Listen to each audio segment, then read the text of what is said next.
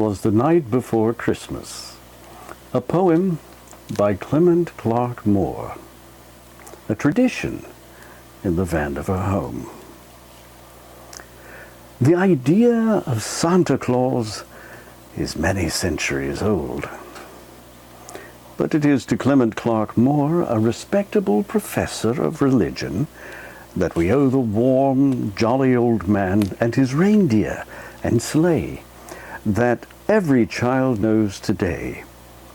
On Christmas Eve, 1822, in New York, he wrote this poem as a present for his children and unknowingly changed the aspect of Christmas for generations of children to come.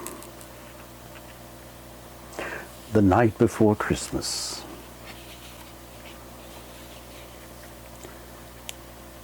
'Twas the night before Christmas, when all through the house not a creature was stirring, not even a mouse. The stockings were hung by the chimney with care, in hopes that St. Nicholas soon would be there.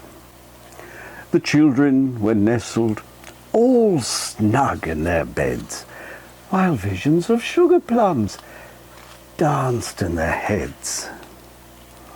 And Mamma in her kerchief, and I in my cap, had just settled our brains for a long winter's nap. When out on the lawn there arose such a clatter, I sprang from my bed to see what was the matter. Away to the window I flew with a flash, tore open the shutters, and threw up the sash.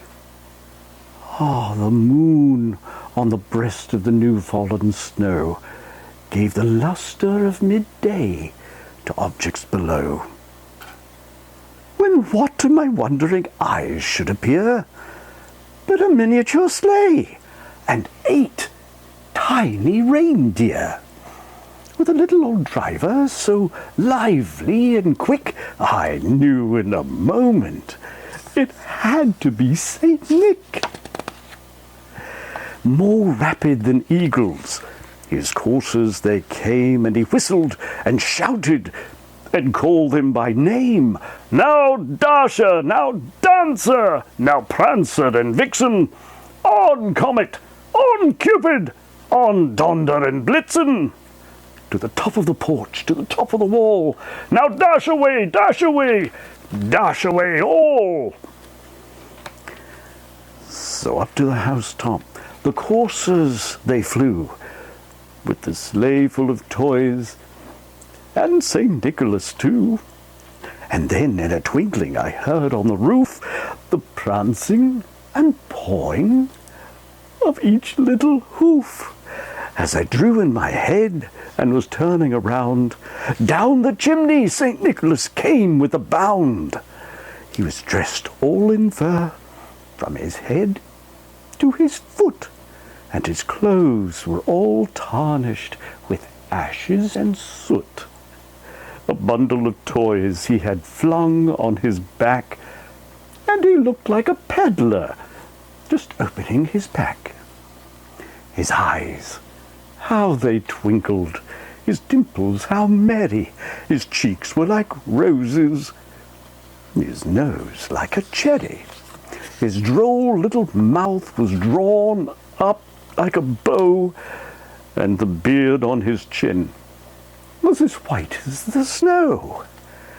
The stump of a pipe he held tight in his teeth, and the smoke, it encircled his head like a wreath.